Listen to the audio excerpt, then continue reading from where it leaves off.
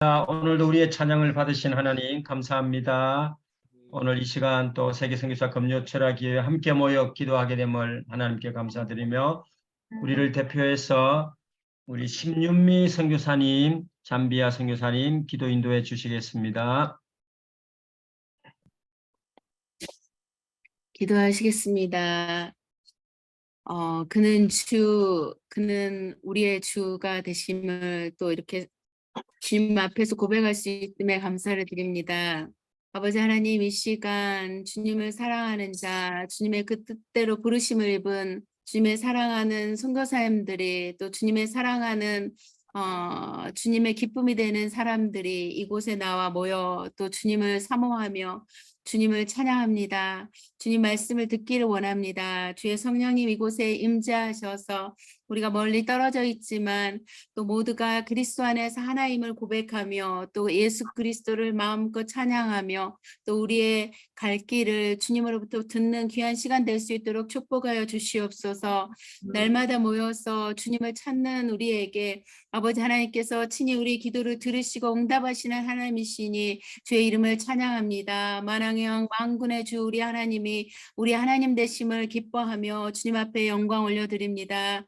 아버지 하나님, 우리의 연약한 가운데서라도 주님은 항상 우리를 부르시고 오래 참아주시고 자비하시며 노하기를 더디하시는 우리 하나님이시기에 아버지 하나님이 담대하게 그리스도의 보혈을 힘입어서 주의 보좌 앞에 나왔사오니 주여 우리 모두가 그리스도의 임재 가운데 성령의 임재 가운데 아버지 하나님을 마음껏 찬양하며 주의 목소리를 듣는 귀한 시간 될 수 있도록 축복하여 주시옵소서. 아버지 하나님이여 이 시간 또 귀한 말씀으로 주님의 말씀을 대언하실 우리 김경남 선교사님 주의 성령으로 인쳐주시고 개인의 신앙과 구속사적 공동체의 관계를 가지고 말씀을 전할 때 주님께서 우리에게 들려주시고자 하신 말씀이 전해지게 하여 주시고 또 우리의 귀에 들려지게 하시고 우리의 마음으로 알아지게 하여 주시옵소서. 이 모든 일이 주의 성령의 아버지 하나님 일하신 가운데 이루어진 것을 믿습니다. 아버지 하나님의 시간 또 주님을 찬양합니다. 주의 그 임재 가운데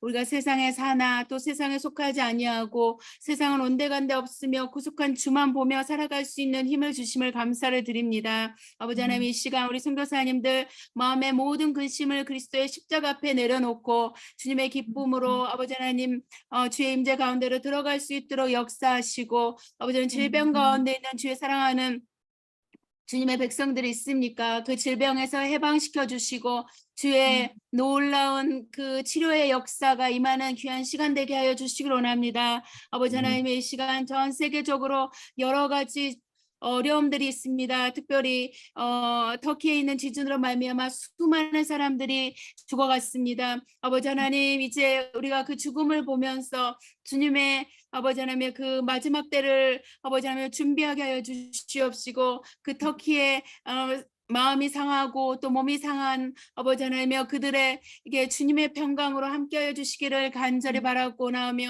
아버지 하나님 모든 도움의 손길들이 꼭 필요한 곳에 잘 미칠 수 있도록 아버지 하나님 그 모든 것들을 오거나이즈 해 주셔서 아버지 하나님의 영광이 드러나는 시간 또 이 어려움을 통하여서 하나님께 돌아오는 많은 백성들이 있을 수 있도록 아버지 도와주시옵시고 우리의 심령 가운데 주님의 마음을 주셔서 긍휼히 여기는 마음 또 허락하여 주시기를 원합니다.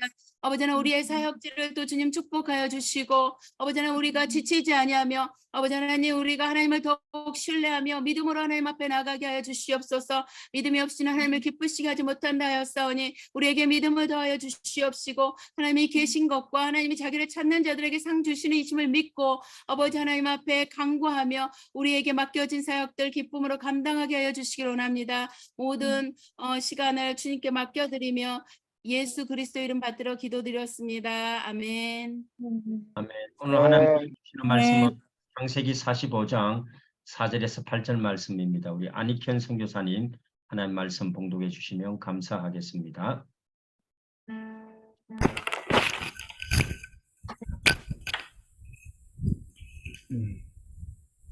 요셉이 형들에게 이르되 내게로 가까이 오소서.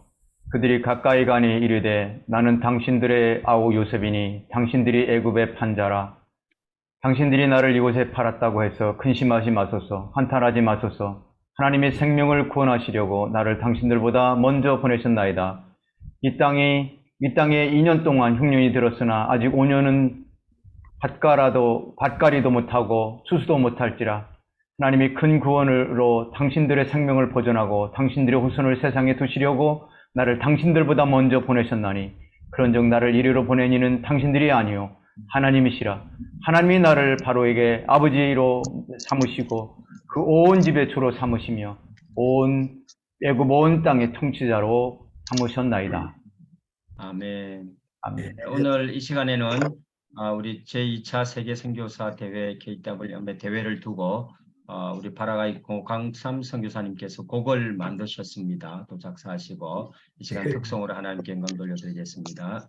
예, 작년 12월 32일 새선중 마지막 모임 때 이 김경량 목사님이 우리 새선중의 그 흐름과 목적에 대한 그런 설교를 해서 제가 너무 감동을 많이 받아서 곡을 쓰고 싶더라고요. 그래서 오늘 이렇게 곡을 써서 여러분 앞에 처음으로 제가 한 42년 만에 곡을 써본 건데 처음으로 이렇게 한번 하나님께 영광 돌리겠습니다. 예.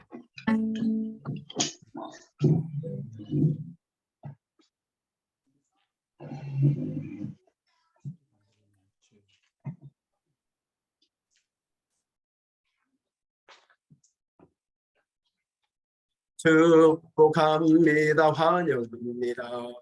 이 기도 합주에 오심은 꿈을 소망하며 이곳에 모인 우리를 듣고 가소서. 주님의 은혜 감사합니다.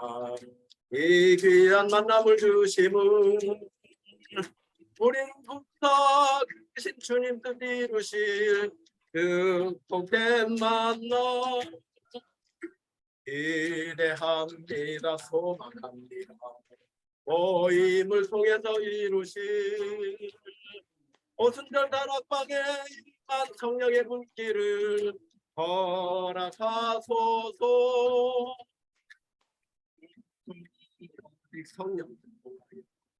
성령이 임하실 때까지 간절한 마음으로 주의 응답을 바라며 기도합시다. 있는 자에게 모든 불씨는 성령의 불씨를 가지고 봄이 올 때까지 믿음을 가지고 기도합시다. 주님이 택한 나를 보여 주님 뜻 이루실 때까지 이 작은 가슴에 작은 불씨를 가지고 기도합니다. 할렐루야 아멘. 찬양합니다. 그 구원 이루신 주님은 할렐루야 할렐루야 아멘. 주님께 영광을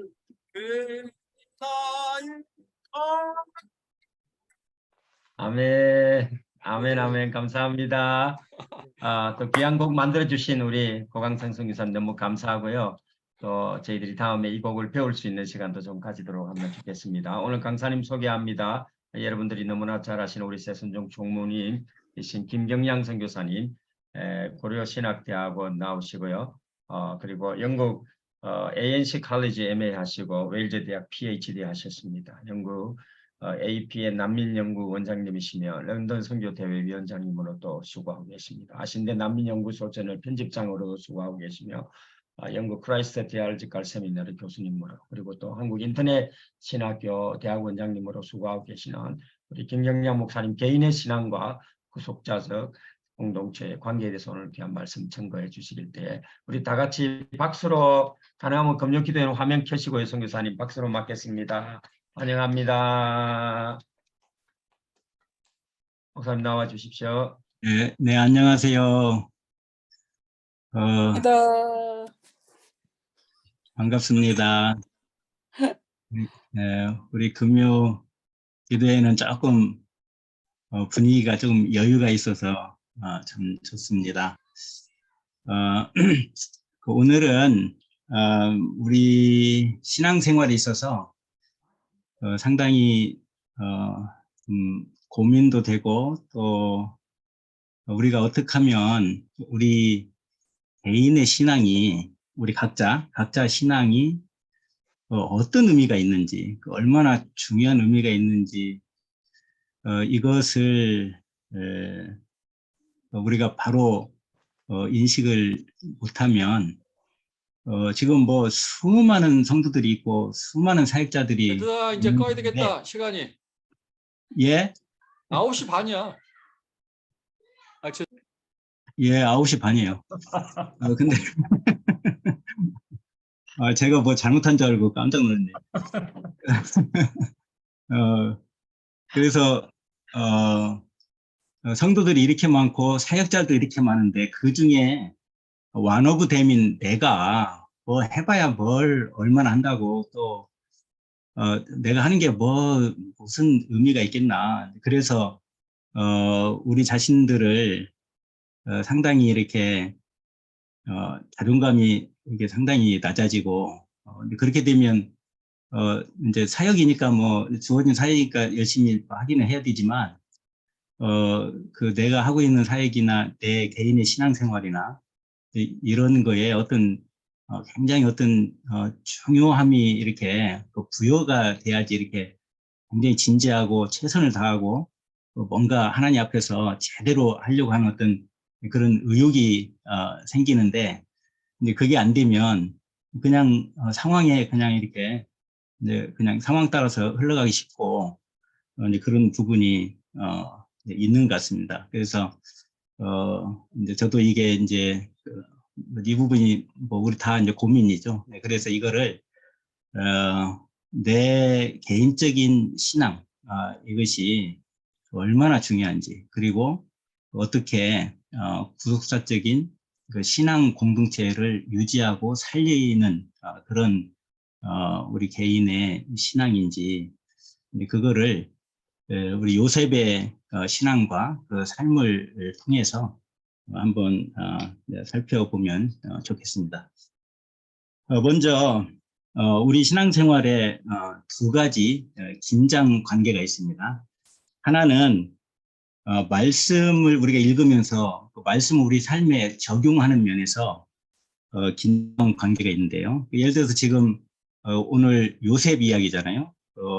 그러면 요셉 이야기를 우리가 쭉 읽을 때 정말 이거는 이렇게 아담부터 물론 시작이지만 이제 가깝게는 아브라함부터 시작해서 하나님께서 하나님의 나라 공동체를 이렇게 이루어 가시는 그 일에 특별하게 하나님이 이렇게 부르셔서 그렇게 쓰임 받았던 이제 그런 인물들이잖아요. 그러니까 하나님의 구속 사역에 꼭 필요한 이제 그 인물로서 요셉. 그러면 우리가 요셉 이야기를 읽을 때 이거는 하나님께서 구속 역사를 이루어 가시는데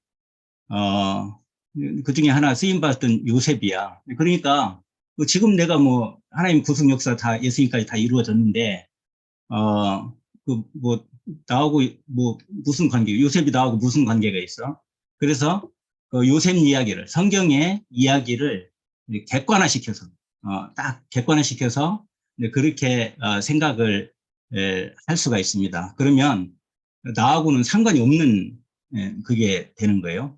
너무 완전히 객관화시키면 이건 구속 역사의 하나야. 그러면 그 성경의 구속 역사 이거 이해하고 뭐 맞아 꼭 거기에는 꼭 필요하고 딱 중요한 부분이지만 또 그거를 이해를 하지만 그러나 그게 요셉 이야기가 그럼 내 삶에는 내가 요셉이 아닌데 내가 뭐 구속 역사에 지금 그 역사에 들어가 있지 않은데 나하고 무슨 상관이 있어? 이제 이렇게 되면 이제 요셉 이야기를 읽을 때 나하고 상관없는 그래서 어떤 적용점을 찾지 못하는 이제 그런 어려움이 있고요. 근데 그 틀린 얘기는 아니잖아요. 구속 역사 중에 한 분이니까. 그런데 이제 그거를 구속 역사로 너무 객관화시키면 그 성경을 읽는 나에게는 이렇게 적용이 하기가 힘든 그런 부분이 있군요. 반대로 이제 요셉 얘기를 읽으면서 그 너무 확실하게 주관화시켜가지고 나를 요셉에 그냥 바로 대입을 시키는 거예요. 근데 그러면 이제 이것도 또 좀 문제가 있죠.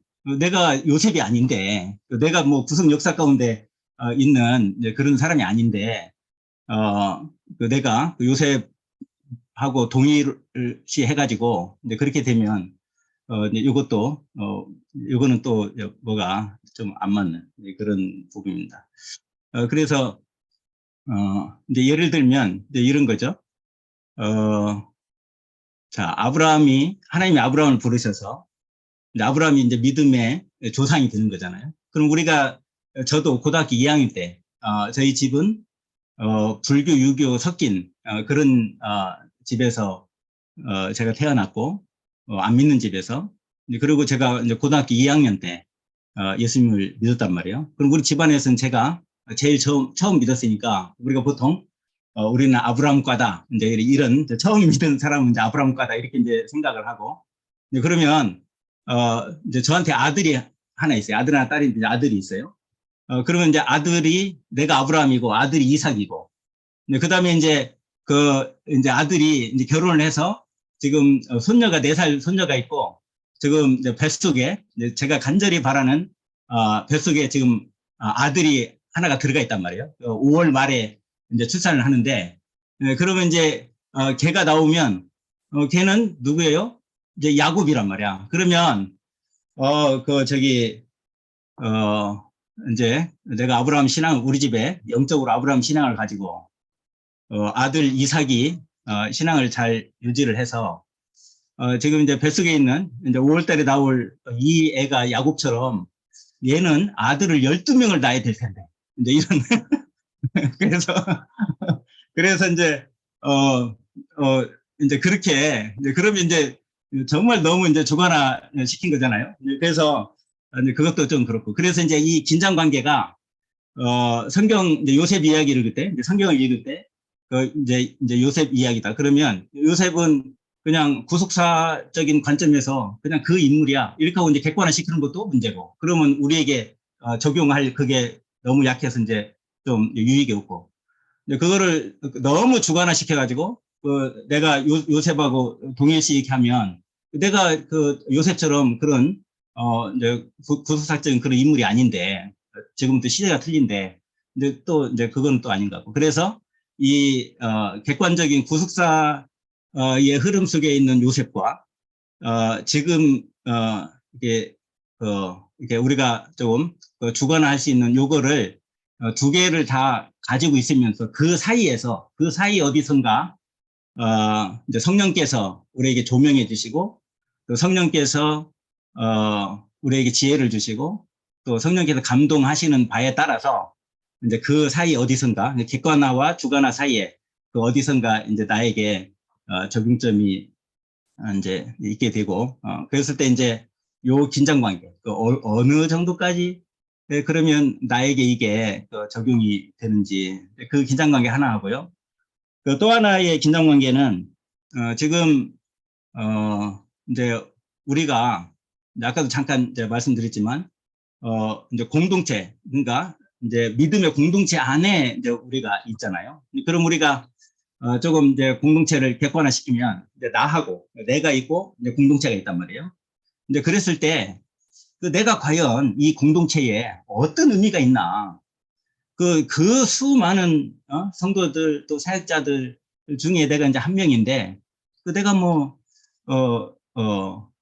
얼마큼 한다고 무슨 이 상황에서 어떤 영향을 미칠 수 있으며 무슨 의미가 있겠는가? 그래서 나와 이 신앙 공동체 사이에 그 긴장 관계, 이제 이게 이제 있는데 그래서 이제 이 두 가지를 염두에 두고 우리가 요셉 이야기를 이렇게 쭉 살펴보면 뭔가 조금 답이 한 가지 답이 나오지 않을까 그런 이제 기대감을 갖고 말씀을 드립니다.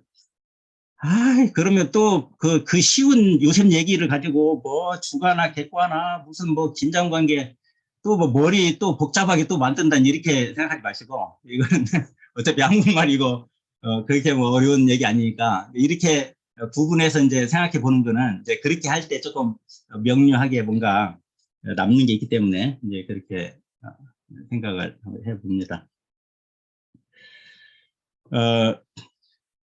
우리가 이제 우리를 위해서 사는 게 아니고 우리가 그 신앙생활할 이 세상을 살아갈 때 이게 이제 어떤 면에서 제일 중요한 것 중에 하나가 저는 영어로 discernment라고 생각하거든요. 분별력. 그래서 그러면 내가 이제 나를 위해서 사는 거 아니잖아요. 또 뭔가를 위해서 사는데 그러면 뭐에 어떤 기준에 맞춰서 이렇게 살아야지 그래야지 그 기준에 이렇게 잘 맞춰 살면 잘 살았다. 의미가 있다. 이러고 기준이 안 맞으면 조금 이건 아니다. 이렇게 분별을 할 수가 있잖아요. 그러려면 우리의 삶에 어떤 기준이 있어야 되는데 그러면 그 기준이 뭐냐. 이제 요거부터 이제 기준부터 얘기를 해야지 그 다음에 얘기가 좀 될 것 같습니다. 그 우리의 삶의 기준은 또 성경 전체도 그렇고 기준은 하나님의 관심사가 뭐냐 이제 이거인 것 같아요. 하나님의 관심사, 그러니까 나의 관심사가 뭐냐 이게 아니고 그 우리 식구들의 관심사가 뭐냐 이게 아니고 또 어느 공동체의 뭐 관심사가 이게 뭐냐 이제 이게 아니라 우리에게 중요한 신앙과 삶의 기준은 하나님의 관심사가 뭐냐. 다른 말로 하면 하나님께서 하고 싶은 일이 뭐냐. 그걸 또 이제 우리가 보통 말할 때 하나님의 뜻이 뭐냐 이렇게 얘기를 할 수가 있겠죠. 그러면 그 하나님의 뜻, 하나님이 하시고 싶어서 하시고 싶은 일, 그리고 하나님의 관심사, 이것을 알면 그게 이제 우리의 신앙과 삶의 이제 기준이 이제 될 것 같습니다. 그러면 하나님의 관심사는 그 하나님께서 이루시고자 하시는 일은 하나님의 뜻은 이제 한마디로 정리하면 이렇게 정리할 수 있을 것 같습니다. 이 땅에서 하나님께서 통치하시는 하나님의 백성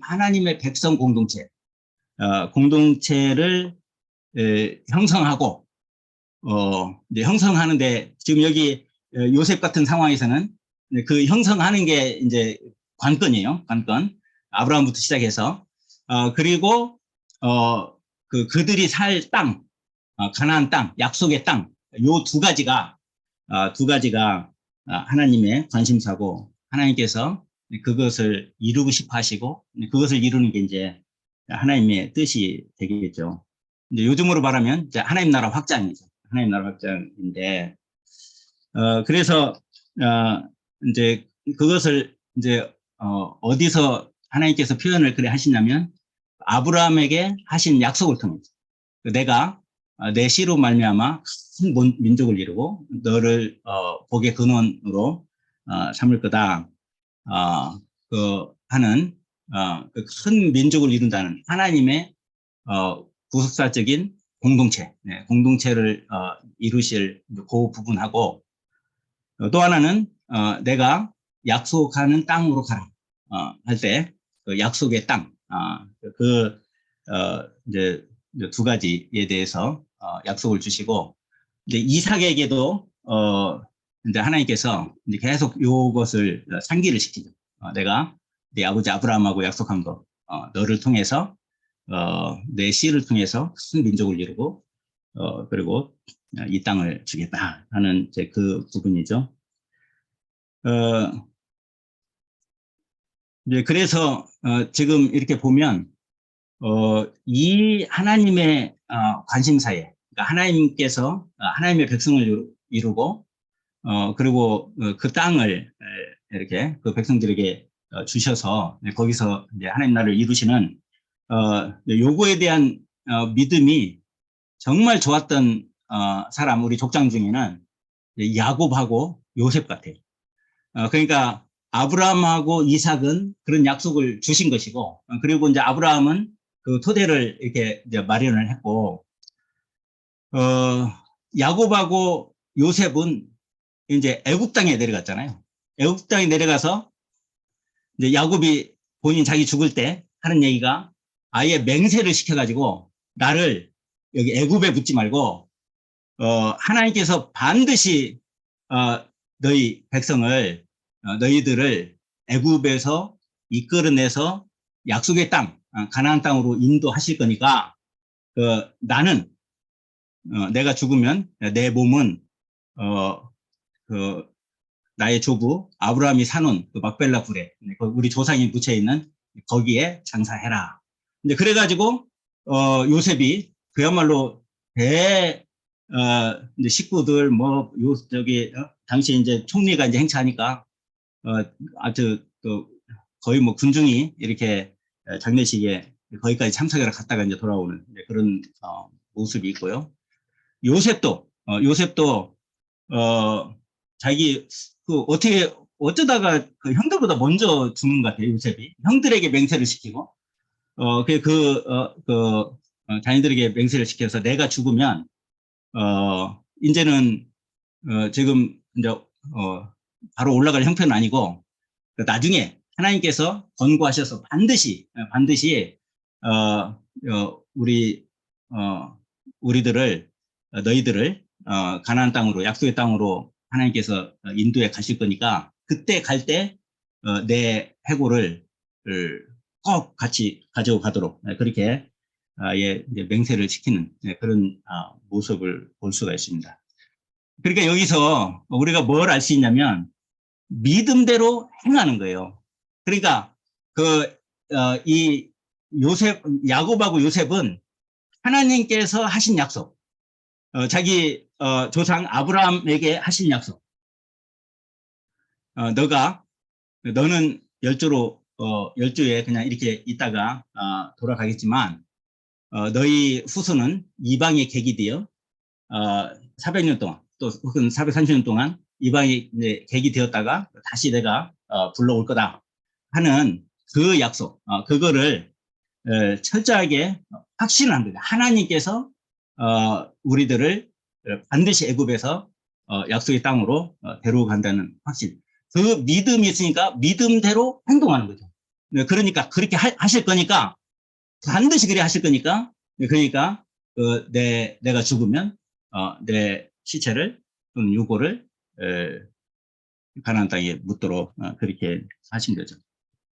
그러니까 사실 우리의 믿음은요 야고보서 말이 딱 맞는 거예요. 행함으로 그 사람의 믿음이 어떤지 알 수 있는 거예요. 이제 이거를 어떻게 뭘 보면 확실히 알 수 있냐면 이제 군대 갈 형제들 있잖아요. 군대 갈 형, 교회에서도 이제 뭐 하는데 어떤 친구는 자꾸 자기 군대 간대. 이게 좀 있으면 군대 갑니다. 다음 달에 갑니다. 내년에 갑니다. 하는데 근데 안 가.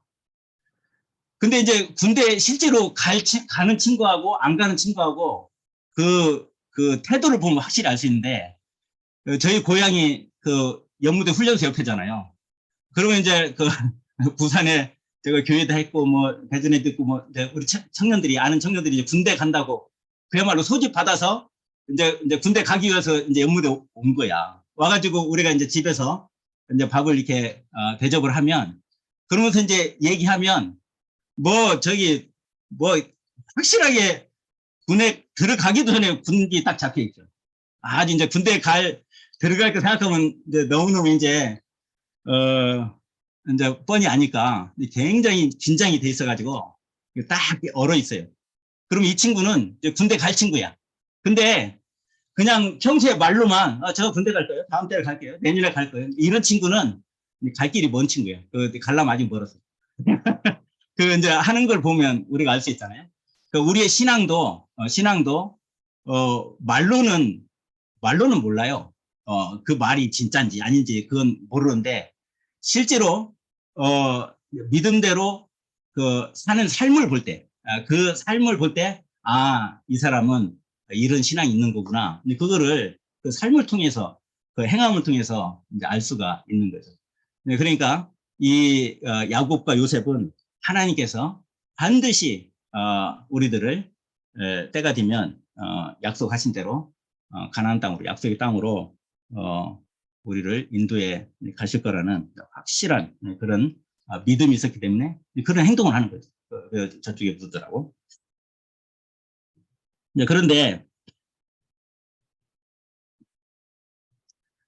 그래서 이제 하나님의 이제 관심사가 이제 우선은 그 아브라함과 이제 이삭에게 이제 하신 그 약속, 그걸 보면 그 하나님의 백성 공동체하고 그 땅, 요 이제 두 개가 이제 관심이 물론 이제 나중에 이제 신해성에서 이제 그 법을 주고 하나님의 통치 개념 그거는 이제 전제로 하고 그래서 이제 이 하나님의 백성 공동체 그리고 땅 이제 두 가지가 하나님의 관심사인 것을 아브라함에 대한 약속을 통해서 또 이제 이삭에게도 이제 그렇게 말씀하신 걸 통해서 이제 알 수가 있고요.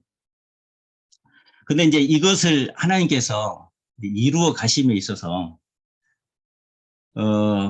아담과 하와 그 선악과 때문에 실패하고요. 그래서 이제 에덴에서 쫓겨났죠. 그다음에 그 뒤에 이제 가인과 아벨 했는데 가인이 아벨 죽여가지고 이제 아벨 대신에 셋을 줬는데 그 셋의 자손들이 쭉 하다가 지나오다가 사람의 딸들과 이제 결혼하면서 그것도 실패해서 이제 죄악이 이제 전체 관영에서 대홍수로 이제 다 이제 멸망해서 이제 실패했고요. 그리고 이제 노아를 택하셨는데 이제 그 뒤로 이제 노아로부터 이렇게 사람들이 이렇게 번성을 쭉 하다가 바벨탑 사건으로 또 실패를 해서 그 결과는 다 이제 언어가 혼동이 오고 이제 흩어짐을 당하는 이제 그런 일이죠. 그래서 하나님께서 이제 새롭게 자기 백성 공동체를 만들기 위해서 아브라함을 택하셔서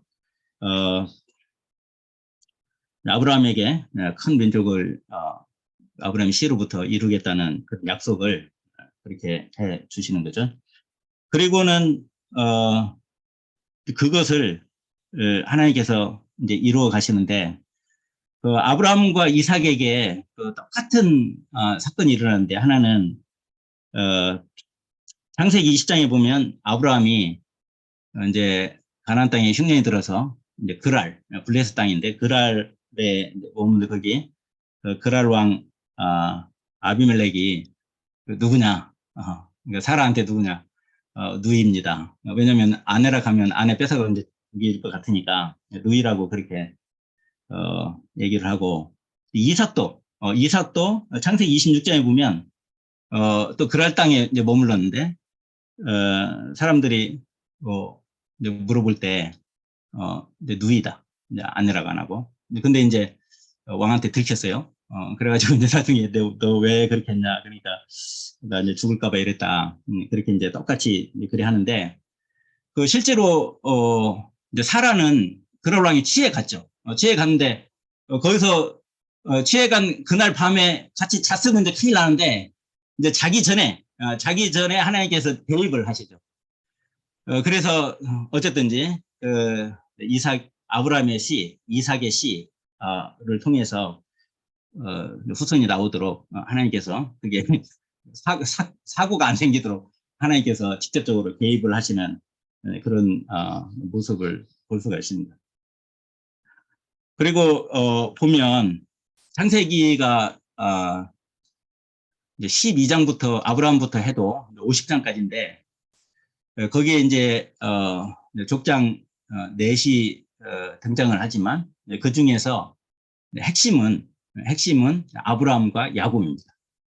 그러니까 이 관점에서 보면 아브라함은 먼저 하나님이 택하시고 가나안 땅으로 인도를 하시고 그래서 쭉 해가지고 그 씨를 통해서 민족이 일어나야 되니까 그럼 아들 나와야 돼요. 그게 이제 이삭이고 그리고 그 창세기 24장 보면 이삭을 중매해서 이삭이 결혼하는 그 사건이 굉장히 한 장이지만 그 절이 엄청 길게 그 내용이 길게 그렇게 나와 있어요. 아니 무슨 뭐 중매하는 얘기가 이렇게 지나 이럴 수 있지만 그 아브라함이 볼 때는 아브라함이 그 하나님의 그 약속을 이루어 가시는 그런 관점에서 아브라함이 볼 때는 굉장히 중요하죠. 왜냐하면 이삭으로부터 자손이 나와야 될 거 아니야. 그래야지 그내 씨로부터 이제 후손이 그렇게 한 민족을 이루는 그런 게 이제 돼야 되니까. 그러니까 아브라함의 사명 중에 하나는 내가 죽기 전에 내 아들 이삭이 결혼하는 걸 봐야 되는 거예요. 그러니까 이제 자기 종을 시켜서 그렇게 중매를 해가지고 리브가를 데려오고 그래서 결혼하는 그게 나오죠. 이제 그리고서 아브라함이 죽어요. 아브라함이 죽고 나면 그 창세기 25장에 전반부에 죽어요. 그 후반부에 바로 그 무슨 일이 생기냐면 그 야곱이 태어나요. 야곱이 아브라함이 죽자 야곱이 태어나서 야곱은 얘기가 어디까지 오냐면 창세기 50장까지 마지막 장까지 죽는 데까지 야곱 얘기가 쭉 나옵니다. 그래서 이제 창세기 37장에 그 요셉 얘기가 이제 시작 나오는데 그 얘기를 하면서 뭐라 하냐면 그 야곱의 족보가 이렇다. 야곱 족보 얘기하는 거예요. 그래서 이렇게 보면 이 아브라함하고 이제 야곱이 이제 그 메인 핵심인데 아브라함은 하나님의 이 관심사, 이 관점에서 보면 아브라함은 지금 그 땅과 또 그 후손에 대한 약속 그리고 기본 바탕을 마련하는 거고 그 야곱은 실제로 야곱을 통해서 12아들이 나오는 거예요. 이제 실제 그 약속이 이제 실현이 되는 그게 이제 야곱이기 때문에 그래서 이 12아들이 이제 나중에 12지파가 되니까 이게 이제 너무너무 중요한 거지. 이걸 보존하는 거지. 그래서 이제 야곱이 맨 뒤에 이제 창세기 49장 이렇게 하면 그 자기 아들들에게 일일이 다 앞으로 될 일, 축복을 쭉 그렇게 하고 그리고 죽거든요. 심지어는 그 야곱의 아들 둘에까지 그렇게 하고서 죽는데 그게 이제 하나님께서 하나님의 관심사를 너무너무 충실하게 그렇게 이루어가는 그런 야곱의 신앙을 우리가 볼 수가 있습니다. 그래서 이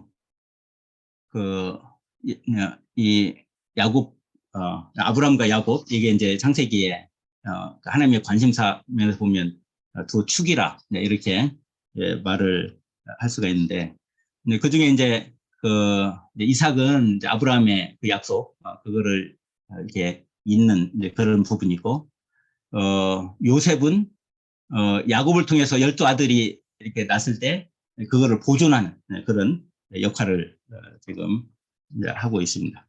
그래서 지금 이제 오늘의 이제 본문에서 이제 메인 포인트는 요셉이 어떻게 그 하나님의 그 신앙 공동체, 구속사님 공동체를 어떻게 요셉이 유지를 하게 됐는지 이제 그거하고 이제 요셉의 개인의 신앙과 그 신앙이 공동체를 유지하는데 어떤 영향을 미쳤는지 그것을 이제 보면서 우리가 좀 교훈을 삼으면 좋겠습니다. 근데 여기서 이제 한 가지 좀 첨언을 하고 넘어가면 좋겠는 게 야곱이 12아들을 낳는 거가 그러니까 그냥 단순히 한 집안에 애기 12 낳았다, 아들 12 낳았다, 이제 요 차원이 아니고 한 민족을 이제 하나님 백성 공동체가 이제 이루어지는 형성돼 가는 그 과정에서의 이제 그거잖아요. 근데 그 일이 어디서 이루어지냐면 가나안 땅에서 이루어지지 않아요. 저기 삼천도 도망가가지고 도망가서 거기서 12아들 나오거든요. 그 다음에 이제 요셉이 이제 흉년 때 이제 식구들 다 내려오고 이제 보존을 하잖아요. 하는데 그러니까 이 12아들 자녀들을 보존을 하는데 가나안 땅에서 하지 않아요. 애굽에서 애굽. 그런 거 보면 외국에서 하나님의 역사는 외국에서 이루어지는 아주 중요한 역사는 외국에서 이루어지는 그게 많아요. 다니엘도 그렇고요. 그래서 우리가 우리는 다 거의 다 여기 계신 분 우리 선교사님들은 거의 다 고국을 떠나온 외국에 있는 분들인데 이거 좀 잘 생각을 해볼 필요가 있습니다. 하나님께서 한국 교회를 살리는데 한국에 계신 분들 뭐 아니 누가 살리든지 살리면 이제 좋은데 근데 성경에 하나님께서 하시는 거 보면 그 한국보다는 외국에 있는 사람을 통해서 살리는 이제 그런 예들이 많은데 그 우리는 특별히 이제 선교사님들 아닙니까?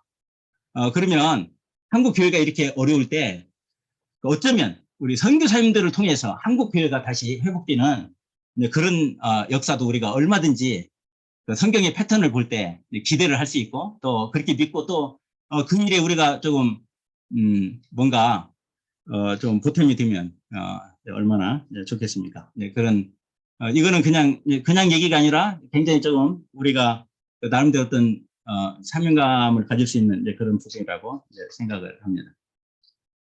자, 그러면 그 요셉과 형들의 태도, 신앙, 요거를 잠깐 보겠습니다.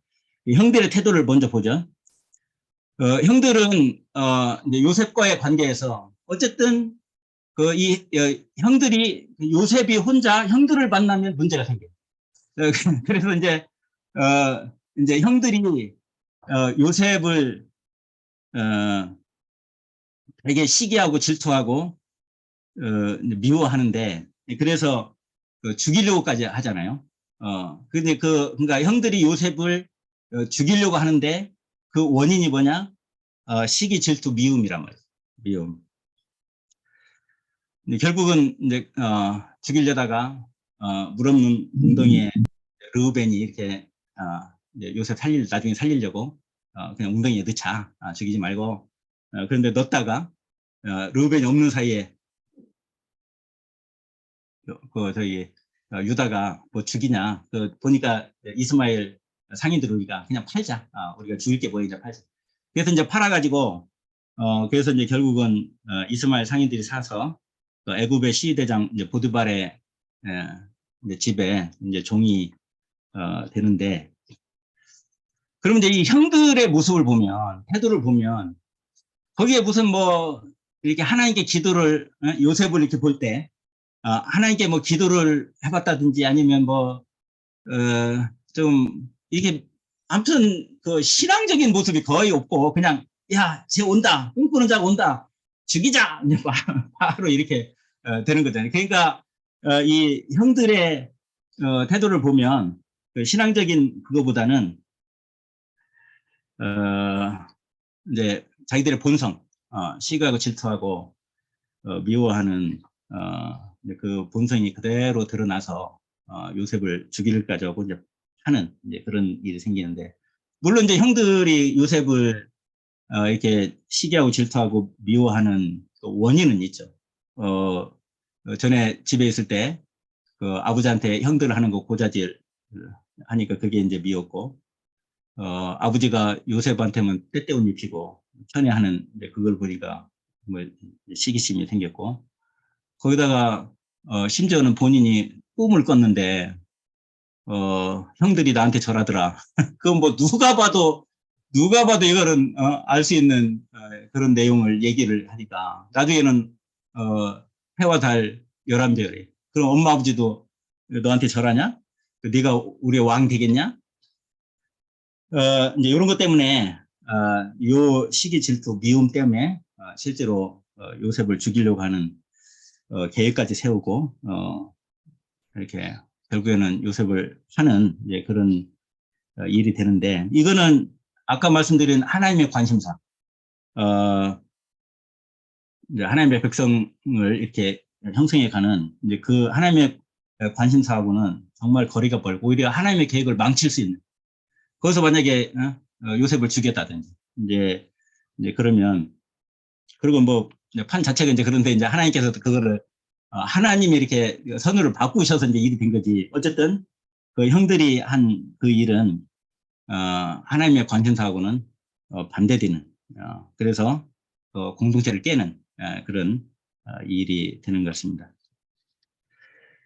그러니까 이런 일은 원수지간에 일어난 게 아니라 형제들 사이에 일어났다는 게 참 중요한 것 같아요. 식구들 가운데, 특별히 형제들 가운데 이렇게 한 형제를 죽이려고 하는, 팔아버리는 그 공동체를 깨는 그런 일이 있는데, 우리가 영적으로 우리가 다 이제 주님 피를 함께 받은 한 형제요 자매요, 우리가 이제 형제 영적으로 자매인데, 우리가 지금 이제 우리에게 적용해 보면 우리 믿음의 공동체를 깨는 일은 지금 요셉의 형들을 통해서 보면 너무 간단해요. 그냥 시기, 질투, 미워하고 시기하고 질투하고. 그러니까 우리 사이에 시기, 질투, 미움이 있으면 그러면 그게 형제들을 실제로 뭐 이렇게 죽이는, 이제 물리적으로 죽이는 데까지 안 가도 예수님께서 말씀하시기를 형제를 미워하는 자마다 살인하는 자다. 근데 그 얘기는 벌써 마음에서 지운 거예요. 살인한 거랑 마찬가지예요. 그 공동체로 생각하면. 그래서 이게 그 형제간 안에서 일어나는 일. 그래서 우리가 믿음의 형제자매인데, 우리 형제자매, 믿음의 형제자매 공동체 안에서 제일 경계해야 될 게 이 시기, 질투, 미워하는 거. 이제 요거가 제일 경계되는 부분이고, 요거 때문에 공동체가 깨진다.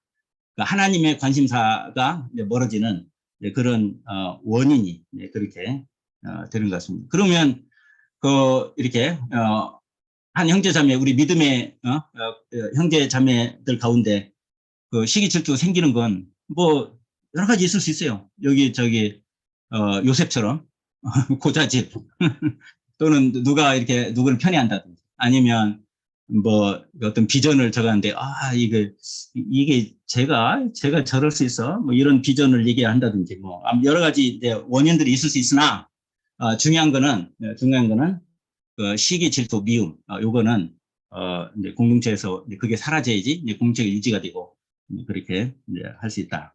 그것이 공동체를 깨는 가장 여기 요셉 스토리에서는 하나 원인. 이거는 그러니까 그만큼 중요한 원리를 적용하는 그런 부분이 될 것 같습니다. 그래서 실제로 우리가 뭐 TV나 뭐 이렇게 신문이나 이제 미디어 상으로 어떤 살인 사건이 났을 때 이제 경찰이 조사해 보니까 근데 무슨 얘기가 많습니까? 원한 관계에서 일어난 살인이다. 이런 얘기를 우리가 많이 듣잖아요. 이 원한 관계, 요게 바로 살인으로 이어지는. 그래서 요 원한을 품지 말아야 되고, 시기, 질투, 요거는 아예 그냥 믿음의 공동체 안에서는 아예 이게 사라져야 되는 그런 요인이라고 생각합니다. 그다음에 이제 요셉의 태도를 이렇게 보면, 우리가 이제 요셉을 보면 종으로 팔려갔어도 하나님이 함께 하셔서 만사가 형통했다. 감옥에 들어갔어도 하나님이 형통해서 만사가 형통했다. 그리고 이제 총리도 이렇게 하는 거 보니까 그 요셉은 뭐 별로 이렇게 형들한테 그런 일 당하고 팔려가고 종살이하고 막 감옥 가고 해도 별로 그 고난이나 이런 것을 인식을 이렇게 안 하고 그냥 좀 초인간적인 그런 사람인가 뭐 이렇게 생각을 할 수 있지만, 근데 사실은 요셉 자신이 이 모든 과정을 통해서 우리가 누구나 다 쉽게 짐작할 수 있는 대로 본인은 고난을 바로 인식을 하고 있었음을 알 수가 있습니다. 예를 들면 창세기 41장 51절을 보면 나중에 총리가 돼가지고 아들 둘을 낳잖아요. 므낫세하고 이제 에브라임을 낳는데, 첫 장남 므낫세를 낳았을 때 거기에 요셉이 하는 말이 이렇게 하죠. 하나님께서 내 모든 고난과 아버지의 온 집의 일을 잊어버리게 하셨다. 무슨 말이에요? 이제까지 이렇게 팔려가서 종살이하고 감옥살이하고 했던 이제 그런 것들이 고스란히 자기 자신은 고난으로 그렇게 고난으로 그렇게 자기는 다 인식을 하고 있었던, 우리하고 똑같다고. 그래서 이제 그런 고난 가운데 그러면 이제 그 연수로 따지면 얼마 동안 그런 어떤 고난을 느끼고 있었냐? 창세기 37장 2절에 이제 요셉 얘기가 이제 나올 때 17세라고 그래, 17세. 근데 그때 이제 그 어간에 이제 팔려 간 거예요. 그래가지고 이제 총리가 된 게 30세거든요. 왜 30세예요? 애굽에서 관직에 나아가는 나이가 이제 30부터니까 30세인데 하나님이 이렇게 딱 그래 맞추는 거죠. 그동안 훈련 잘 시켰다가. 그러고서 이제 총리가 돼서 이제 그 결혼해가지고 지금 첫 아들을 낳았단 말이에요. 그러면 그 아무리 못 잡아도 2년은 걸렸을 거 아니에요. 그냥 그 짧게 2년으로만 생각하면 32세로 이렇게 봐도 15년 동안, 15년 동안을 요셉은 자기가 그런 고난을 당하고 있다는 것을 이제 스스로 그렇게 이제 느끼고 있었고, 거기다가 자기 자신은 너무 억울하게 내가 지금 참 고난을 당하는 거다. 근데 이제 그것을 인식하고 있었습니다. 그거는 창세기 40장 14절로 15절을 보면 이제 감옥에서 이제 술 맡은 관원장, 떡 맡은 관원장 꿈 해석을 해주잖아요. 그럴 때 이제 떡 맡은 관원장은 이제 그대로 갔고, 이제 술 맡은 관원장이 다시 이제 꿈 그래 해석해줘가지고 복직이 될 때 요셉이 부탁하는 바가 있어요. 이제 두 가지 얘기를 해요. 두 가지 얘기. 하나는 내가 지금 이 옥살이 하는 게 내가 옥살이 할 만한 무슨 잘못한 게 없다 나는. 억울하다 이 말이죠. 억울하다 이 말이죠. 그리고 바로한테 얘기해서 나 좀 여기서 나가게 해달라고. 그러니까 자유의 몸이 되게 해달라고. 추록하게 해달라고. 그렇게 이제 이것을 부탁을 하지만 이제 술 맡은 관원장이 이제 잊어버리고 나중에 이제 그 잊어버린 것도 은혜요. 나중에 이제 바로 꿈 할 때 이제 그때 생각나서 이제 일이 되는 거니까. 그래서 이렇게 보면 이제 요셉도 우리랑 똑같이 그 고난을 그대로 인식하고 있었고, 그리고 그 억울함을 이렇게 호소를 하는 이제 그것을 볼 수 있습니다. 아니 보디발의 아내가 그렇게 해가지고 세상에 그것 때문에 모함당해서 감옥 가요. 얼마나 억울해. 얼마나 이게 진짜 이게 말도 안 되는 그런 일을 당했습니까? 형들이 왜 죽이고 왜 팔아요? 요셉이 뭐 잘못했어요? 그냥 그냥 밑보인 거 아니에요? 밑보인 거. 배신죄. 요거 때문에. 그게 죽어야 되고 팔려가야 될 뭐 그럴 일입니까? 그러니까 이제 이래저래 요셉은 너무너무 억울하게 이런 일을 당하고 거의 15년 동안이나 이렇게 고난을 당하는 그런 삶을 살았는데, 사실 우리도 이렇게 보면 참 말도 아닌 것 때문에 얼마나 억울한 경험이 많습니까? 우리가 그럴 때마다 요셉 생각하면 될 것 같아요. 또 요셉은 또 누구를 생각하면 되냐면 예수님만큼 억울하게 당한 사람이 뭐 있어요? 아무 죄도 없는데 그냥 최고의 형벌, 최악의 형벌, 십자가에 달리시는 그런 너무너무 억울한 그런 일을 당했을 때 당한 것을 보는데, 우리도 살다 보면 이 세상은요, 제가 볼 때는 제가 나이 60인데 지금까지 살아보니까 이 세상은 그야말로 돛대기 시장입니다. 무슨 원칙 그런 게 안 통하죠. 그냥 아무튼 말도 안 되는 일들, 온갖 누명, 이상한 일들, 억울한 일들, 너무너무 그런 일들이 그냥 일상으로 아주 그냥 충만하게 그렇게 돼 있는 게 이 세상인데, 우리는 그것을 피할 수가 없죠. 그래서 이제 그런 일을 이렇게 당할 때 그 억울함을 꼭 이렇게 갚으려고 하지 말고 그냥 예수님처럼, 요셉처럼 그냥 당하는 거예요. 어쩌겠어요.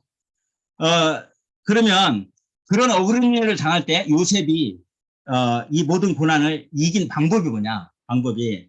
그거는 딱 하나로 정리할 수 있는데, 그건 뭐냐면 하나님의 주권을 인정하는 신앙입니다. 하나님의 주권을 인정하는 신앙. 요거는 정말 우리가 하나님의 주권을 확실하게 인정하면, 그러면 사실 이 모든 억울한 일들, 이 세상에 당하는 거 다 이길 수 있습니다. 요셉처럼. 그래서 사실 하나님의 주권을 인정하면 하나님께서 하시는 원리들이 있는 것 같아요. 뭐냐면 첫째는 모든 일은 하나님이 허락하지 않으면 안 일어난다. 다른 말로 하면 무슨 일이든지 나에게 무슨 일이 닥쳤으면 그거는 하나님의 허락하신 가운데 그거는 나한테 온 거다. 욥기 1장 보면 알죠. 욥기 1장. 그 하나님이 허락하는 범위는 사탄도 그 이렇게 하나님이 허락한 그 범위 안에서만 뭔가 할 수 있죠. 그 범위를 넘어설 수 없죠. 그러면 그 무슨 일을 만나든지 그거는 하나님의 허용 가운데, 허락하신 가운데 우리에게 그 일이 온 거고, 그러면 하나님께서 그러면 왜 그런 일을 허락하냐? 특별히 뭐 억울한 일, 안 좋은 일, 뭐 이런 것까지 허락을 하냐? 그거는 하나님께서 목적이 있기 때문에. 이 세상 우연이 없고, 하나님도 뭐 우연히 뭘 하시는 분이 아니고, 하나님은 분명히 우리에 대한 목적이 있기 때문에, 그 목적을 이루기 위해서 그런 일들을 허락을 하시는 거예요. 모든 것이 합력하여 선을 이루도록. 그래 하고요. 그리고 그 고린도전서 10장 13절을 보면 이렇게 하나님께서 그 모든 일이 일어날 때 허락지 아니한 게 없고, 그리고 그런 시험을 당할 즈음에는 피할 길도 주시고, 네, 그래 하시고, 그리고 로마서 8장 28절에는 합력하여 선을 이루도록. 그런데 합력하여 선을 이루는 로마서 8장 28절, 합력하여 선을 이루는 뭐 어떤 선을 이루냐? 그 목적이 뭐냐? 그건 29절이에요. 하나님의 형상을 담도록. 그래서 모든 일들이 일어날 때 합력하여 선을 이룰 때 그거는 메인이 영적인 선입니다. 영적인 선. 우리가 제일 중요한 것은 예수님을 닮아가는. 그래서 하나님께서 모든 되어지는 일, 나에게 온 모든 것은 하나님의 허락하신 가운데 있는 것이고, 그러니까 다시 말하면 무슨 일을 당했을 때, 어려운 일을 당했을 때 누구 때문에 당했다. 그래가지고 그 사람한테 원수 갚으려고 하지 말고요. 그 사람은 그냥 에이전트로 쓰인 거예요. 그러니까 하나님이 주 원인자니까 하나님께 따지시라. 그래서 그러니까 그 사람한테 원수 갚지 말고 하나님께. 그래서 이제 그 하나님, 그러면 하나님께 따질 때 우리가 뭐라고 따집니까? 하나님 왜 그러셨어요? 할 거 아니에요. 왜 나한테 이런 일을 허락하셨어요? 하고 하나님께 따진다는 게 기도하는 거잖아요. 그렇게 이제 기도를 하면 하나님이 답을 주시죠. 내가 이것 때문에 이렇게 했다. 그래서 이제 그 답을 알고 나면 그 문제가 아직 해결이 안 됐어도 그건 더 이상, 그 문제는 더 이상 문제가 안 되는 거예요. 그래서 하나님이 왜 그랬는지 그 하나님의 뜻만 알면 그러면 더 이상 그게 문제가 안 되고 오히려 그게 감사가 되고 기쁨이 되는 줄 믿습니다. 어쨌든 하나님은 모든 것을 다 통치하시는 가운데 우리도 세밀하게 우리의 삶을 인도를 해 가시는데 그것을 하나님의 주권을 믿음, 참 좋으신 분이고 나를 최선의 길로 인도하시는 하나님의 것을 믿으면 그럼 전적으로 하나님께 맡기고 그러면 아무리 억울한 일 당해도 그것 때문에 뭐 원수 갚으려고 하지 않고 이렇게 하나님께 다 맡기고 그러면 하나님께서 이제 그렇게 그런 일을 허락하신 것은 목적이기 때문에 그 일로 통해서 뭔가 하시려고. 그래서 하나님의 주권에 대해서 가장 명백하게 아주 분명하게 나온 그 부분이 출애굽기 14장입니다. 홍해 사건. 14장 1절에 이렇게 보시면요. 모세가 이스라엘 백성들을 홍해로 인도한 거 아닙니다. 하나님이 모세에게 너는 이스라엘 백성들 이끌고 그리 가라 한 거예요. 거기는 그 앞에는 홍해고 양 옆에는 산이에요. 그래서 그건 어디 피할 데가 없어요. 앞으로는 물이고 양옆에는 산이라서. 그리고서는 하나님이 또 어떻게 합니까? 그 모세 보고 이스라엘 백성들 데리고 그를 가라고 그렇게 해놓고 보관에 든 쥐처럼 해놓고 하나님이 바로의 마음을 다시 강팍하게 해가지고 바로가 그 정예부대 기마병 뭐 해가지고 그 뒤쫓아가도록 그 하나님이 다 그 하나님이 하신 거예요. 그러면 자 이스라엘 백성들이 봤을 때 얼마나 황당합니까 그거. 그 완전 거기 몰살될 위기예요. 근데 그런 환경을 누가 조성했냐고. 하나님이 하시다, 하나님이. 그러면, 하나님이 이스라엘 백성들을 그 어려운 가운데 이렇게 애굽에 출애굽 시켰는데, 그냥 거기서 죽이려고 그래 했겠습니까? 하나님 나름대로 목적이 있는 거죠, 목적이. 그래서 그 목적은 뭐예요? 홍해를 가르고, 출애굽 시키고, 애굽 군세는 다 수장시키고. 그래서 이거는 전무후무한 그런 역사 아닙니까? 그러니까 여기서 우리가 이제 알 수 있는 거는 그런 위험한 일들 가운데 처한다 할지라도 그거는 하나님의 인도하신 가운데 되어졌다고 우리가 믿는 거예요. 그러면 하나님은 있잖아요. 위기와 하나님의 역사의 크기는 비례합니다. 비례. 그래서 그 위기가 작으면 거기에 따른 역사의 크기도 작고요. 위기가 크면 거기에 따른 역사도 큰 거죠. 그러니까 이스라엘 백성이 몰살될 위기에 있는 엄청난 큰 위기잖아요. 그거를 통해서 하나님이 거기에 해당하는 큰 일을 이루시려고 출애굽이라고 하는 큰 일을 이루시려고 하나님께서 그렇게 하시는 거죠. 그렇게 보면 우리가 어떤 일도 원망할 필요 없이 무슨 일을 만나도 낙심할 필요 없이 그저 하나님께서 하셨으니 그래서 이제 중요한 거는 우리가 무슨 일을 만났을 때 하나님의 뜻이 뭐냐. 하나님께서 왜 이렇게 하셨는가? 왜 이걸 허락하셨는가? 그거 찾는 게 중요하지. 그것만 찾아지면 더 이상 문제가 안 되는 것이죠. 그래서 우리가 범사에 감사할 수 있고 그런 어려운 일을 만났을 때도 감사할 수 있고 항상 기뻐할 수 있는 게 하나님의 뜻만 찾으면 알 수 있거든. 그리고 어떤 면에서는 이 원리를 우리가 늘 생각하고 있으면 무슨 일 만날 때 하나님이 허락하셨네. 뭔가 하시려고 건수 만드시네. 이러면서 오히려 그걸 낙심하지 않냐고 하나님의 뜻을 찾아가고 하나님께서 모세의 신앙은 그때 모세의 신앙은 다른 게 아니라 가만히 서서 너희는 가만히 서서 여호와께서 오늘날 너희를 위하여 행하시는 구원을 보라. 이것이 믿음입니다. 이것이. 우리에게 하나님 허락하신 가운데 무슨 일들이 일어날 때 그것 때문에 안달하고 불안하고 막 이렇게 그럴 게 아니고 그 일이 일어났으면 가만히 서서 하나님께서 왜 이 일을 허락하시는지 이걸 통해서 무슨 일을 하려고 하시는지 가만히 서서 믿음으로 그 하나님께서 하시는 일을 바라보는 것 이것이 우리의 믿음입니다. 그러면 하나님께서 그 일을 통해서 하나님이 하시고자 하는 그 일을 이루어 가실 거기 때문에 그렇습니다. 그래서 어쨌든 그 요셉이 이 모든 고난을 이긴 이제 방법 중에 이제 전체적으로는 하나님의 주권인데 하나님의 주권을 전적으로 의지하는 그 믿음인데 이렇게 두 가지로 조금 나눠서 하면 첫째는 요셉의 꿈 때문에 꿈은 비전이잖아요. 근데 꿈 두 번 꿨다고 그걸 평생 간직하고 있겠냐? 근데 나중에 보세요. 술 맡은 관원장, 떡 맡은 관원장, 꿈 해석해 주는 거 보세요. 그거는 그때 당시는 그게 계시죠. 꿈을 통해서 하나님이 계시로 주시는 거잖아요. 그거를 요셉은 너무너무 클리어하게 그거를 하나님께 다 받아서 알고 있는 거예요. 그러면 자기가 꾼 그 꿈, 요거는 하나님이 주신 것이고 하나님께서 반드시 이루실 것을 그것을 확실히 믿는 거예요.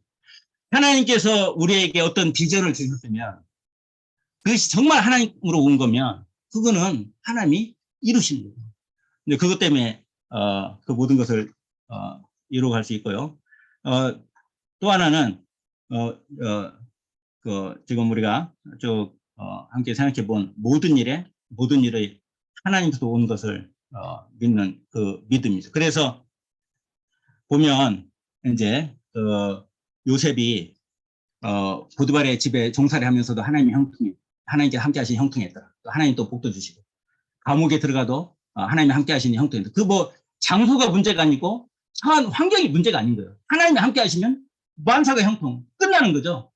그래서 그 제일 중요한 거는 뭐 우리가 그 뭐 환경 무슨 뭐 이런저런 조건 우리는 그거 따지는 사람들이 아니고 그래서 우리에게 와 있는 평안, 기쁨, 만족 이런 것들은 그 하늘로부터 온 거기 때문에 세상의 조건과 환경을 초월하는 거예요. 그러니까 이 세상에서 별일이 다 있어도 저렇게 지진 일어나고 뭐 아무튼 별일이 다 있어도 그 저기 하나님이 함께 하시면 만사가 형통이고 그러면 문제될 게 없고 그래서 하나님 주시는 평안, 기쁨 그런 거는 주변의 환경에 그것 때문에 뭐 자주지는 게 아니라 그거를 초월해서 이 세상에 어떤 것도 끊을 수 없는 그런 가져갈 수 없는 그런 것이 되는 거죠.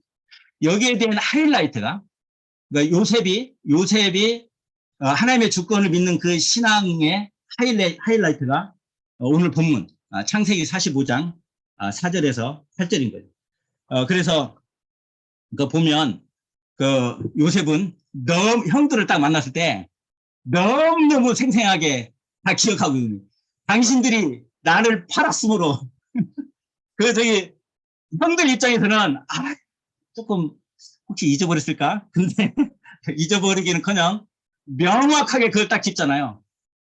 당신들이 나를 팔았으므로 얼마나 형들이 부들부들 떨었겠어요. 그냥 말 한마디면 그 바로 이제 가는 건데 그 요셉이 하는 고백은 당신들이 나를 팔았으므로 걱정하지 마시오. 당신들이 나를 팔았다고 해서 내가 당신들 죽이지 않습니다. 걱정하지 마시오. 여기에 내가 먼저 와서 이렇게 총리가 되고 이렇게 한 거는 하나님이 이때에 우리 가족, 당신들 후손, 주변의 사람들을 이 기근에서 건지시기 위해서 하나님이 당신들 앞서서 나를 보내주신 겁니다. 이게 요셉의 하나님의 주권에 대한 신앙 고백. 하나님이 하셨다. 그럼 형들은 뭐냐? 형들은 하나님께서 요셉을 미리 애굽에 보내는 그 에이전트로 사용, 에이전트로. 그 파는 역할을 에이전트로. 그러니까 그러면 요셉이 15년 동안 그런 고난을 당하고 어려움 당했을 때 요셉은 그 고난을 누구한테 따져야 돼요? 형들한테 따지면 형들은 그냥 에이전트예요. 시킨 대로 한 거야. 보스는 누구냐? 하나님이 보스를 봐, 하나님이. 그러니까 하나님한테 따져, 하나님한테. 그래서 그 요셉이 하나님께 따져보니 하나님께서 그 하나님의 그 뜻을 보여주시는데 봐라, 내가 너를 요때를 위해서 15년간 그래 한 거다. 그리고 내가 너를 먼저 이렇게 보낸 거다. 답이 나온 하나님의 주권을 인정하는 신앙. 이것이 왜 중요하냐? 여기가 이제 포인트입니다. 왜 중요하냐 이게. 요셉의 이 하나님의 주권을 믿는 신앙, 이 신앙 고백. 그래서 형들을 죽이지 않고 오히려 그 형들을 살리고 아버지 그 식구들을 살리고 그 거기에 뭐가 나오냐면 당신들의 후손까지도 내가 돌봐주겠다. 당신 후손까지. 뭐예요? 12지파의 후손들까지. 그래서 결국은 뭐냐면 그 하나님께서 원하신 내가 너의 씨를 통하여서 한 민족을 이루겠다는 그리고 그 민족을 통해서 온 세상에 복을 받는 그것을 이루어야 되는데 만약에 요셉이 거기서 형들에게 원수가 받다 그래가지고 야 당연히 쓸어버려 그래가지고 그 형들을 다 죽였다 그러면 이제 하나님의 계획은 또 실패 또 다시 시작해. 그러니까 이거는 단순히 형하고의 무슨 그런 원한관계 이 정도가 아니라 그 하나님의 믿음의 공동체가 형성된 그 공동체를 유지하는 그것을 유지하는 엄청난 신앙 고백이라는 거죠. 그러면 다시 말해서 우리가 우리 개인과 공동체 유지와 개인의 신앙이 어떤 관련이 있냐 이렇게 할 때 이거는 그 공동체를 유지하는 엄청난 신앙 고백이지만, 뒤집어서 보면, 이거는 그냥 그 요셉의 평소에 자기 신앙이었어. 자기 그냥 개인의 신앙이었어. 자기의 그 신앙이 그 하나님이 원하시는 구속사적인 하나님의 공동체를 유지시키고 살리고 하는 그런 결과를 가져와요. 그러니까 우리가 이것을 볼 때 한 가지 꼭 염두에 두면 정말 꼭 필요한 거는 이거죠. 지금 내 개인의 신앙이, 지금 내 개인의 하나님의 주권을 인정하는 그 확실한 그 신앙이 내 주변에 나를 괴롭게 하고 힘들게 하는 믿음의 공동체의 이론들, 뭐 어찌됐든지 간에 우리가 볼 때는 뭐 개차반이고 어쩌고 한다손 치더라도 믿음의 공동체 안에 들어와 있는 그 이론들이면 혹시나 나한테 원수 같은 짓을 하고 해도 이것을 원수 갖고 쳐내고 죽이고 그리 할 게 아니라 하나님께서 허락하신 것으로 믿고 받고 그들을 이렇게 다 포용하는, 이제 그렇게 함을 통해서 지금도 나의 신앙을 통해서 구속 역사는 이루어지고 믿음의 국사의 공동체는 유지가 되고 확장이 되는, 그래서 이렇게 지금 언뜻 보면 여러 사역자들 중에 하나, 여러 성도들 중에 하나라서 정말 내가 뭘 해봐야 뭐 이게 무슨 뭐 큰 뭐 중요한 뭐가 되겠나, 그리 생각할 게 아니라 그것을 좁혀서 요셉의 그 상황에 놓고 보면 그 요셉의 개인 신앙이 하나님의 구속의 공동체를 유지시키고 그렇게 확장하도록 그렇게 했던 것처럼 나의 이 하나님의 주권을 믿는 이 신앙이 지금도 나를 통해서 내 주변에 신앙의 공동체를 유지하고 확산해 나가는 그런 일이 된다는 것이죠. 그러면 내 자신의 신앙이 얼마나 중요하냐.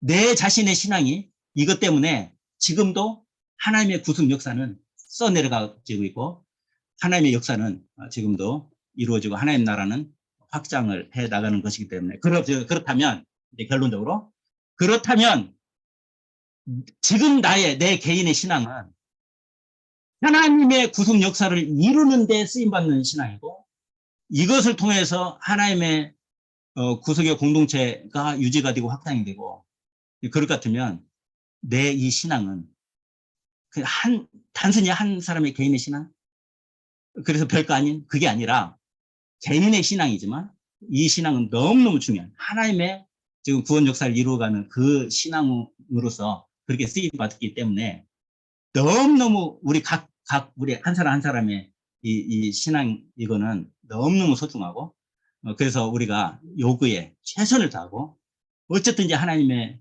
그 관심사 요것을 우리가 이루는데 내 뜻 아니고 하나님의 뜻, 내 관심사 아니고 하나님의 관심사를 그것을 이루는데 최대한 하나님 뜻이 뭔지 분별하고 그리고 그것을 이루기 위해서 최선을 다하고 그래서 그 공동체를 깨지 않기 위해서 최선의 노력을 다하는 그런 너무너무 우리 각 개인의 신앙 자체가 너무너무 소중하고 이것이 하나님 나라 확장의 밑거름이 된다는 것을 우리가 요셉의 이 삶과 신앙을 통해서 배울 수가 있을 것 같습니다. 기도하겠습니다. 하나님 아버지 은혜를 감사합니다. 자칫 잘못하면 내 하나 뭐 한다고 해서 뭐가 되겠나 사소하게 생각하고 자존감도 잃어버리고 그냥 상황에 따라서 그냥 흘러갈 수 있는 그런 일들이지만 그러나 요셉의 상황으로 축소시켜서 이렇게 볼 때 우리 각자의 신앙 자체가 지금도 하나님의 구속 역사를 이루어가는 그런 도구가 되고 그런 방편이 되는 것을 저희들이 요셉의 신앙과 삶을 통해서 살펴봤습니다. 하나님, 우리 가운데 형들처럼 시기, 질투, 미움, 다 사라지게 하나님 도와주시고 우리 가운데 요셉처럼 정말 우리 하나님의 주권 그대로 믿고 모든 것 그대로 받아들이고 하나님께서 그 일을 통해서 무슨 일을 어떤 일을 하시려고 이런 어려움을 이런 일을 나에게 허락해 주셨는지 보고 가만히 서서 불안해하지 않냐고 원망하지 않냐고 낙심하지 않냐고 그저 가만히 서서 하나님께서 그 일을 통해서 이루신 그 역사를 바라보며 믿음으로 바라보며 하나님께서 그 일들을 이룰 때에 기뻐하며 하나님께 영광 돌리는 그래서 우리 모두가 공동체를 든든히 세워가고 하나님 나라 확장에 다 귀한 역할들을 감당하는 저희들 다 되게 하나님 도와 주시옵소서. 예수님의 이름으로 감사하며 기도합나이다. 아멘. 감사합니다. 계속해서 기도의 시간을 이어갑니다. 오늘 주신 말씀들을 우리가 다시 한번 정리하며 말씀의 기도의 제목으로 먼저 읽기를 소원합니다. 우리 성교사님들 다 같이 마이크 켜주시고요. 화면도 켜주시고요. 가능하면 우리 기도의 시간 계속해서 이어집니다. 참여해 주시면 감사하겠습니다. 마이크 다 같이 켜시고 다 같이 한 음성으로 읽도록 하겠습니다. 시작. 주님, 우리가 말씀을 적용할 말씀을 때 적용할 성경의 이야기를 너무 지나치게 주관화시켜서 적용하지 않게 하시고 성령의 감동으로 개인의 신앙과 구조적 공동체의 관계를 바로 정립하게 하옵소서. 주님, 우리의 삶을 개선하는 지사를 하나님의 간섭자와 되신 이 땅에서 하나님의 하나님의 공동체를 형성하고 백성 공동체를 형성하는 하나를 이루어 나가며 하나를 이루어 하나를 이루어 나가게 하옵소서. 믿음으로 나아가게 하여 주시옵소서. 사역 속에서 개인적인 삶에 적용할 때 정한 길을 통하여 객관화 긴장 관계를 통하여 마음의 구주의 뜻을 알고 하나님의 인도하심 가운데 깨닫고 하나님의 구속할 수 있게 마음으로 순종하게 하여 주의 땅을 주옵소서. 향하여 갈 그의 아들 이삭에게 야곱에게 요셉에게 믿음을 주시니까 모든 부모 세대가 그들을 향하여 지금까지 모든 부모 세대가 죽음 앞에서 세대를 향하여 하나님 중심의 믿음을 심어주는 부모 세대가 되게 하여 주시옵소서. 아멘. 주 예수의 신앙적인 형들이 신앙적인 믿음의 공동체를 믿음으로 요셉을 죽이러 시바 이 땅을 공격하고 형제 자매 공동체 안에서 그 보혈의 피로 끊어서 사랑하고 축복으로 반응하여 하나님의 공동체를 건강하게 세워가는 축복가 되게 하여 주시옵소서. 그가 없어진 예수님께서 예수님의 당한 고난, 억울함에 대하여 예수께서 모든 개인과 가정 하나님께서 모든 개인과 가정의 역사를 주관하고 계신다는 것을 믿고 인정하고 형제 간의 시기미움 사라지게 하시고 승리하도록 백서를 주관하고 계신다는 주님의 주권을 믿는 신앙으로 살리는 믿음과 믿음을 갖고 신앙과 삶을 더욱 하늘 다하여 하나님의 뜻을 이루게 하옵소서. 주시옵소서. 아멘. 주님 믿음의 형제간의 시기미움 사라지게 하시고 아멘. 아멘. 네, 감사합니다. 오늘 주신 말씀 우리가 붙들고 기도하기 전에 다 같이 찬양하도록 하겠습니다. 우리 금요일마다 이 찬양을 먼저 하거든요. 선교사님들 마음은 활짝 여시고 이 제목이 또 가사가 우리에게 큰 도전이 말씀으로 다가오기를 소원합니다. 박수 치며 찬양합시다.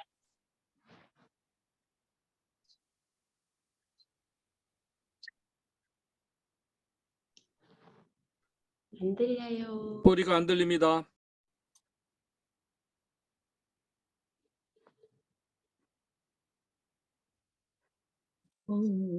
소리 공유 안 하늘의 됩니다. 불로서 이 제단을 켜워 주시옵소서.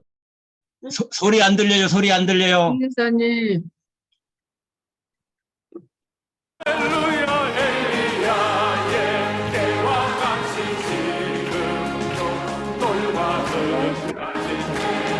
오순절에 불러오신 성령이여 오순절에 불러오신 성령이여 우리 모든 성도 남김없이 모이여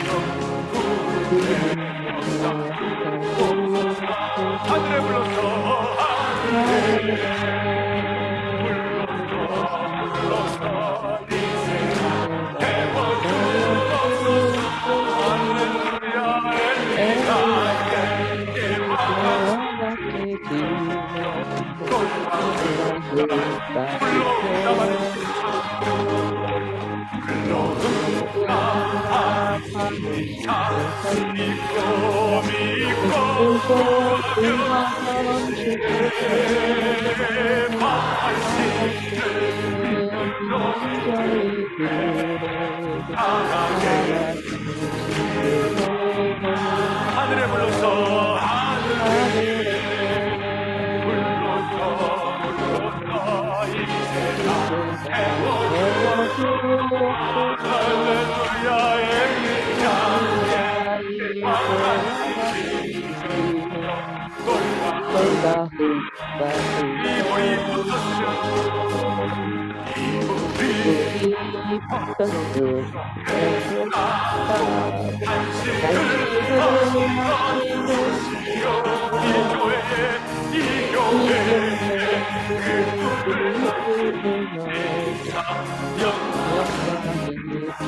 다시 한번 이불이 붙었으면 좋겠다고.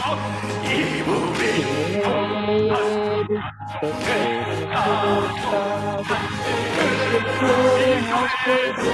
우리 모두에게 이 교회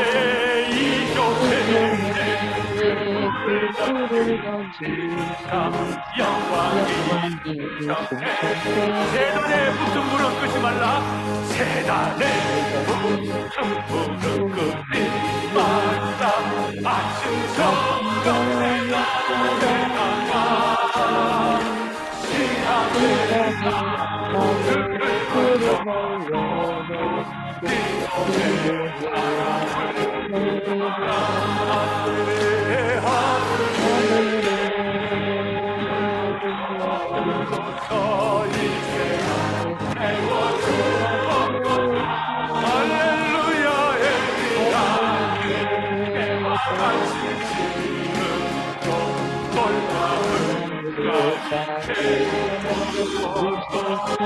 마지막으로 다시 한번 부흥의 불길, 부흥의 불길 타오르게 하소서. 진리 말씀 이 땅 새롭게 하소서. 할렐루야. 부르게 하소서. 아멘.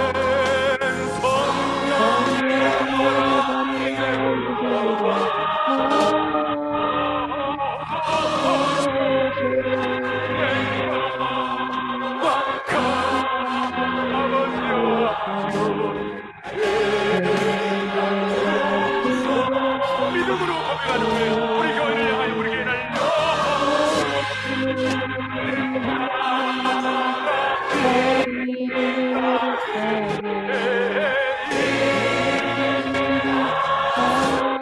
부흥의 불길 아버지여 기도의 제목으로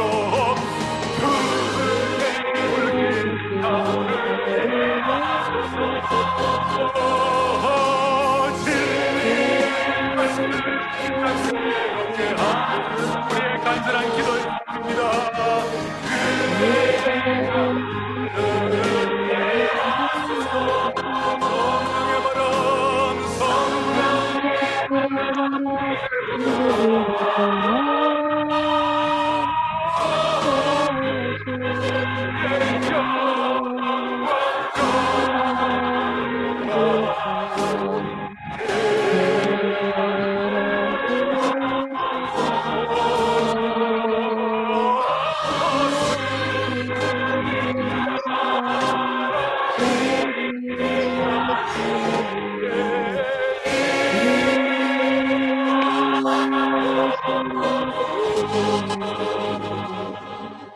아멘.